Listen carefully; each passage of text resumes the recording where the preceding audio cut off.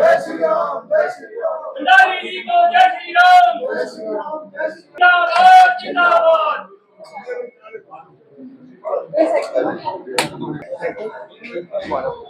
यहाँ के जो एक्स चेयरमैन थे उनके केस कर रहे हैं और उनको कर दो इलाज उनका। इन्होंने बड़ी मेहनत करी लेकिन उनकी हटवा दिए।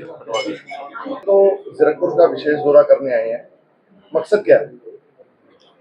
चुनाव है और चुनाव में सभी प्रत्याशी यहाँ मौजूद हैं और चुनाव प्रचार खत्म हो गया। इन सबसे मिलने और इनका हौसला अफजाई करने आया और जीरकपुर की जनता से निवेदन प्रार्थना करने आया हूँ कि ये जो चुनाव है, ये चुनाव म्यूनिसिपल काउंसिल का चुनाव नहीं है। ये आने वाले 6 महीने बाद किसकी सत्ता बने और पंजाब किस ओर जाएगा, ये उसके भविष्य का चुनाव है। युवाओं के भविष्य का चुनाव है, उनके बच्चों के भविष्य का चुनाव है। हम सब के आने वाला चुनाव देख के इसमें वोट सब लोग डालें। और आज पंजाब के हालात जो हैं, वो सिर्फ पंजाब को नहीं, पूरे हिंदुस्तान को पता है कि आज पंजाब के हालात क्या है। जो पंजाब पहले रंगला पंजाब था, जहां क्रिकेट में 6-6 खिलाड़ी पंजाब के खेलते थे, हॉकी की पूरी टीम पंजाब की थी, कबड्डी कुश्ती हर जगह खुशी माहौल सभ्याचार होता था। आज वो पंजाब रंगला पंजाब को पिछली सरकारों ने कंगला पंजाब बना दिया। मैं देखता हूं कि पिछले 30-35 वर्ष में पंजाब की जनता ने हमेशा वो सरकार पंजाब में बनाई, केंद्र के विपरीत हमेशा सरकार बनाई और सबको आजमा के देख लिया। इस बार आम आदमी पार्टी ने भी कितने वादे किए, भ्रष्टाचार खत्म हो जाएगा, ये हो जाएगा, हर चीज वादे करने के बाद आज पंजाब इस हालत में है कि उनसे इनके सरकारी एम्प्लॉयज़ की तनख्वाह देने के लिए भी पैसा नहीं है। और नशा, आप देखते जो नशा कहते थे कि 100 दिन में नशा खत्म कर देंगे, आज नशा इनके लोग ही नशा बिकवा रहे हैं। और अगर भ्रष्टाचार की बात करें, कोई भी ऐसा विधायक नहीं होगा जो भ्रष्टाचार पैर से लेकर सिर तक जो ना उसमें गड़ा हो। ऐसी व्यवस्था आज पंजाब की कर दी कि पंजाब के लोग अपनी वो भूल को जो उन्होंने 4.5 वर्ष पूर्व की थी, उसको आज फिर उस गलती को सुधारना चाहते हैं। ये चुनाव आपकी वोट जो भारतीय जनता पार्टी को डलेगी, ये इन कैंडिडेट्स को नहीं डलेगी, इन उम्मीदवारों को नहीं डलनी। ये आपका निमंत्रण है प्रधानमंत्री नरेंद्र मोदी जी को। जब आप वोट डालें तो ये समझना हम सीधा प्रधानमंत्री नरेंद्र मोदी जी को ये चिट्ठी लिख रहे हैं, ये एक पत्र के माध्यम से उनको बुला रहे हैं कि आइए आने वाले 6 महीने में हमारा पंजाब बचाइए। पर सीएम मान तो अक्सर अपने स्टेजों से कहते हुए नजर आ रहे हैं कि हम 1000 रुपए महिला अब देना शुरू कर देंगे, बिजली बिलों के हमने जो माफ किए हैं, और दूसरी तरफ ये भी कह रहे हैं कि नशा कहीं ना कहीं हम खत्म करने में कामयाब रहे हैं, जो कि पिछली सरकारें भी रही हैं। उन पिछली सरकारों में नशा कहीं ना कहीं उसको बढ़ोतरी मिली है, पर हम ये सारे मुद्दों में बड़े कामयाब रहे हैं। मैं आपसे प्रश्न पूछता हूँ, नशा खत्म हो गया क्या पंजाब से? भगवंत मान क्या कहते हैं, आप रैंडमली किसी से भी पूछ लो कि पंजाब में नशा खत्म हो गया। ये जो कांग्रेस, आम आदमी पार्टी, बाकी सरकारें हैं, ये लगातार झूठ बोलती हैं और पंजाब के जो हमारे भोले भाले लोग हैं, ये इनके भ्रमित प्रचार में आ जाते हैं। भगवंत मान जी चुटकुले बहुत अच्छे सुनाते हैं, मंच पे जाएंगे बहुत अच्छी हंसी हंसी की बातें करते हैं, परंतु आज पंजाब को हंसी नहीं चाहिए, इनके झूठी हंसी नहीं चाहिए, सच्ची हंसी चाहिए जो लोगों के अंदर से आए। वो तब आ सकती है आज पूरे हिंदुस्तान में देखें, हर नागरिक भारतीय जनता पार्टी की तरफ चल रहा है। अब तो वो स्टेट जहां लोग कहते थे कि अगला जन्म लेना पड़ेगा भारतीय जनता पार्टी को वहां सरकार बनाने में, वहां भी भगवा लहराया है। पश्चिम बंगाल, उन लोगों ने भी 92% मतदान करके आज भारतीय जनता पार्टी की सरकार बनाई।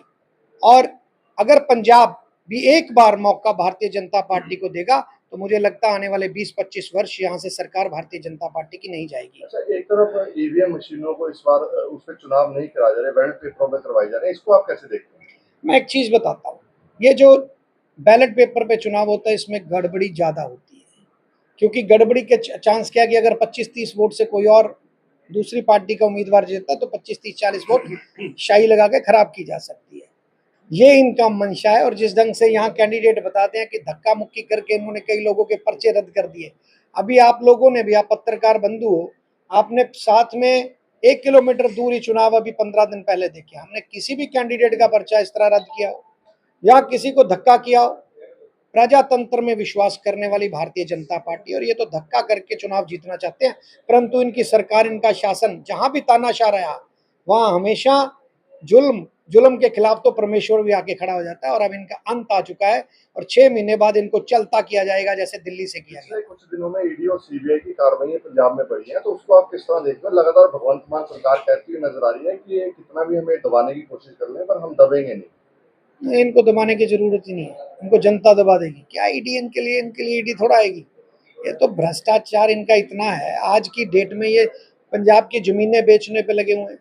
अगर हरभजन सिंह जो इनके राज्यसभा सांसद थे वो कहते हैं कि एमपी इन्होंने पैसे ले लेके बनाए, उनको कहते हैं 4 साल क्यों चुप रहे। इनके पास हर तरह का जवाब है, काम इन्होंने कुछ नहीं करना, जवाब इनके पास सब है।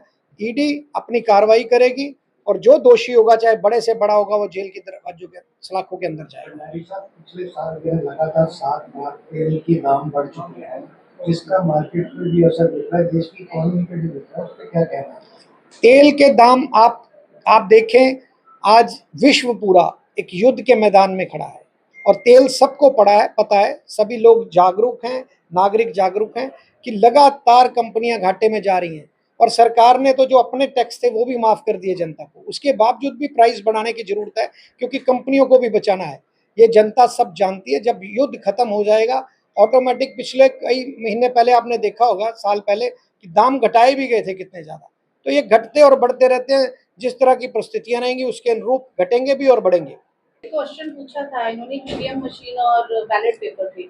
अब हरियाणा में जैसे इलेक्शंस हुए थे तब भी ये बात हो रही थी कि उस टाइम पे ईवीएम मशीन के थ्रू सारे इलेक्शंस हुए थे कि बीजेपी वालों ने वहां पे कैमराज ऑफ करके ये चीजें की गई थी। और उसके बाद उन्होंने कहा कि हमने जो मौजूदा सरकार है उनके जो जितने भी कैंडिडेट्स हैं उन्होंने ये कहा कि इसलिए इस बार बैलेट पेपर पे इलेक्शंस किए जा रहे हैं। उस पर आपका क्या कहना है?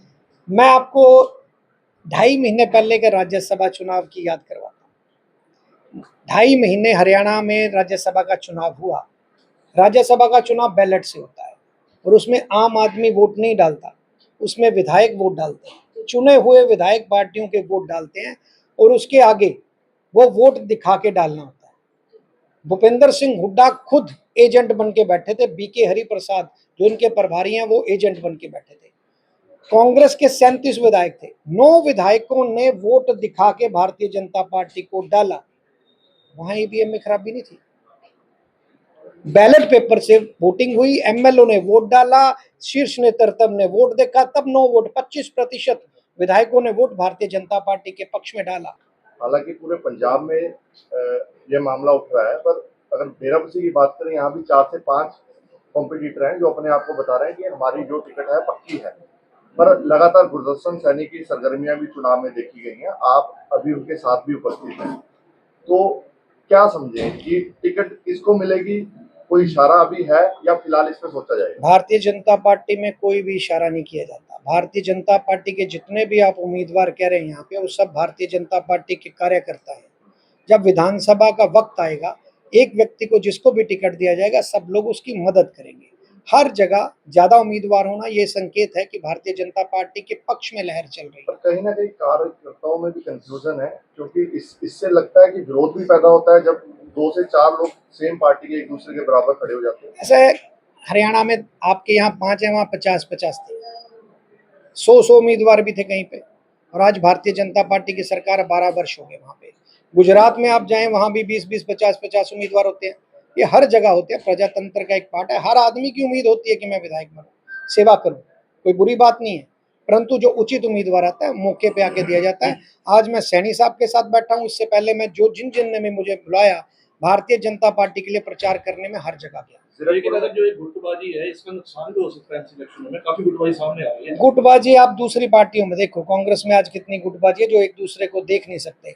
भारतीय जनता पार्टी में कभी गुटबाजी नहीं। मैंने बताया, ये हमारे मुख्यमंत्री भी कार्यकर्ता होते हैं, हमारे प्रधानमंत्री भी कार्यकर्ता होते हैं। हम जनता के विकास के लिए, जनता के सुखों के लिए उनकी ड्यूटीज लगाती है पार्टी, उसी अनुरूप वो कार्य करते हैं। जीरकपुर में 31 सीटें, कितनी सीटें भारतीय जनता पार्टी जीती है? आज मैं, क्योंकि मैं बाहर था, कल ही आया हूँ, मुझे माहौल पंजाब में, क्योंकि मुख्यमंत्री जी के साथ जाने का मौका पूरे पंजाब में मिलता है, उन दुर्गम क्षेत्रों में जहां भारतीय जनता पार्टी का झंडा भी नहीं लगता था, वहां मैंने 10-10 हजार लोग इकट्ठे और 3-3 घंटे वेट करते देखा है। तो यह संकेत है कि भारतीय जनता पार्टी के पक्ष में माहौल है, और जीरकपुर की जनता बड़ी जागरूक है, और यह दिखाएगी, ये अपना संदेश प्रधानमंत्री जी तक जरूर पहुंचाएगी, और ज्यादा से ज्यादा संख्या में उम्मीदवार क्या जीतेंगे। बैलेट पेपर पे ये जो इलेक्शंस होंगे, क्या मौजूदा सरकार उसको निष्पक्ष तरीके से करवा पाएगी? बिल्कुल, मुझे नहीं उम्मीद, क्योंकि आप देखिए, आप खुद ही बताइए, जिन उम्मीदवारों के पर्चे कैंसिल करे हैं वो कैंसिल करने वाले थे क्या? हरियाणा में जब आप देखिए, अगर किसी का विपक्ष के किसी व्यक्ति का कुछ छोटी त्रुटि रही, हमने वो भी ठीक करवाई, क्योंकि प्रजातंत्र में हर व्यक्ति को चुनाव लड़ने का अधिकार है। अगर चुनाव लड़ के सामने आएगा तभी हमारी पार्टी की स्ट्रेंथ पड़ेगी, परंतु इस तरह पार्षद जितवाने का कोई लाभ नहीं। आपको क्या लगता है, मैदान में पहले आने से पहले ही नामांकन, जैसे आप कह रहे हैं, रद्द कर दिए गए, क्या कारण हो सकता है? बिल्कुल, उनको हार निश्चित नजर आ रही है, और ये बुखलाए हुए हैं। बुखलाया हुआ व्यक्ति इसी तरह के कार्य करता है। कल वोटिंग होनी है, कोई आपने प्लान तैयार किया है कि कहाँ का धक्केशाही ना हो, कुछ ऐसा प्लान तैयार किया? नहीं, हमारा कार्यकर्ता बड़ा सक्षम, मजबूत है, वो हर जो भी इनकी धक्केशाही है उसका जवाब देने के लिए सक्षम है।